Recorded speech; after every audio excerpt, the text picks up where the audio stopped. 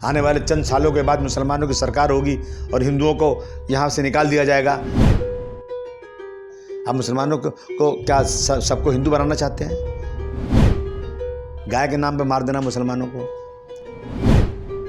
एक बार लिख के दे दीजिए ना कि आप चाहते क्या हैं मुसलमानों से। आप चाहते हैं कि जो मुसलमानों को 2 नंबर का शहरी बना दिया जाए? देश में जहां हिंदू मुस्लिम के नाम पर कई ऐसे विवाद शुरू हैं, ऐसे में अब ज्ञानवापी मस्जिद के ऊपर भी कई ऐसे सवाल किए, जिसमें अब पूरा मामला जो है वाराणसी कोर्ट से सुप्रीम कोर्ट तक पहुंच चुका है।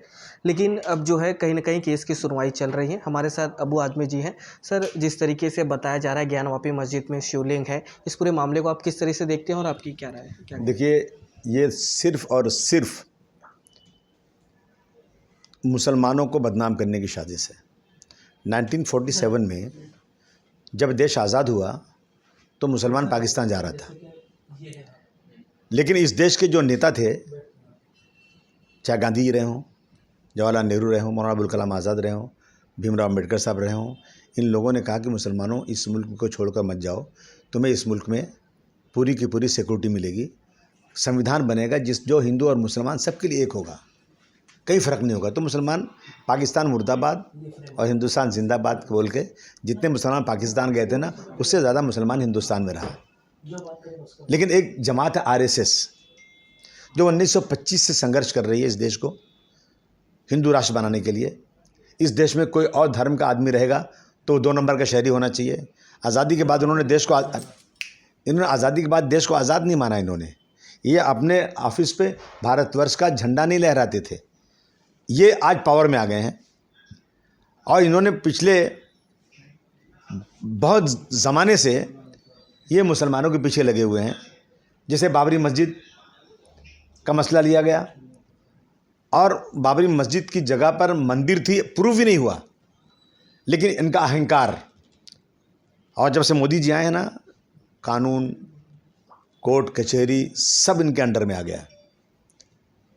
तो जज साहब, जब उसके बाबरी मस्जिद के नीचे मंदिर थी, मंदिर तोड़ के मस्जिद बनाई गई, ये कितना इंक्वायरी इसकी हुई, कितनी खोज हुई, लेकिन आज तक इसका कोई एविडेंस मिला ही नहीं।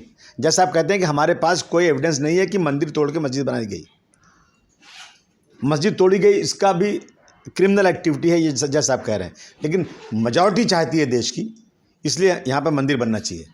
अब इनका दिल बढ़ गया, अब ये वहाँ भी जा रहे हैं। मेरा कहना है कि देश को इन चीज़ों को लाकर बर्बादी के कगार पर खड़ा करना है। अगर चाहे देश के अंदर ये फैसला होगा मेजॉरिटी के बेस पर कि मेजॉरिटी चाहती है कि ये काम होना चाहिए, तो माइनॉरिटी की कोई हैसियत ही नहीं बचती है। तो यही हो रहा है जो वहाँ हो रहा है, जबकि ये तय हो गया था 1947 आज़ादी के वक्त जितनी भी इबादत गाहें, जितना पूजा स्थल जिस स्थिति में था वैसे ही रहेगा, उसमें कोई भी बदलाव नहीं होगा। उसके पहले मुग़लों ने क्या किया, उसके पहले हिंदुओं ने क्या किया, उसके पहले किसी ने क्या किया, उससे कोई लेना देना नहीं। 1947 के बाद कोई इबादत गाह सिवाय बाबरी मस्जिद, राम मंदिर को छोड़कर कहीं कोई इंटरफेरेंस किसी का नहीं होगा। लेकिन हो रहा है। मैं कहना चाहता हूँ मोदी जी से, एक बार लिख के दे दीजिए ना कि आप चाहते क्या हैं मुसलमानों से। आप मुसलमानों को क्या सबको हिंदू बनाना चाहते हैं? आपकी ये नीयत है? आप चाहते हैं कि सब मस्जिदें ख़त्म हो जाएं? आप चाहते हैं कि जो है मुसलमानों को 2 नंबर का शहरी बना दिया जाए? एक बात तय कर दीजिए, आर या पार। ये रोज़ रोज़ जो है ना, रोज़ का जो है ना, ये झगड़ा ठीक नहीं है। गाय के नाम पे मार देना मुसलमानों को। ये मस्जिद थी, ये मस्जिद है, मंदिर तोड़ के बनाई गई है। मुसलमान गद्दार है, मुसलमान भारतवर्ष में रहते हुए पाकिस्तान का सपोर्ट करता है, मुसलमान हिंदुओं को मुसलमान बना रहा है। आने वाले चंद सालों के बाद मुसलमानों की सरकार होगी और हिंदुओं को यहाँ से निकाल दिया जाएगा। ये जो गलत फहमी आप लोग फैलाकर देश में हिंदू और मुसलमान लड़ाई कर रहे हो ना, मुझे ऐसा लगता है कि हम लोग जो हैं श्रीलंका की तरफ बढ़ रहे हैं। जिस तरह श्रीलंका बर्बादी के कगार पर गया, अगर ये सरकारों ने ऐसे ही किया, ज़बरदस्ती इन चीज़ों को लाया, तो मेरा देश भी श्रीलंका से पीछे नहीं रहेगा।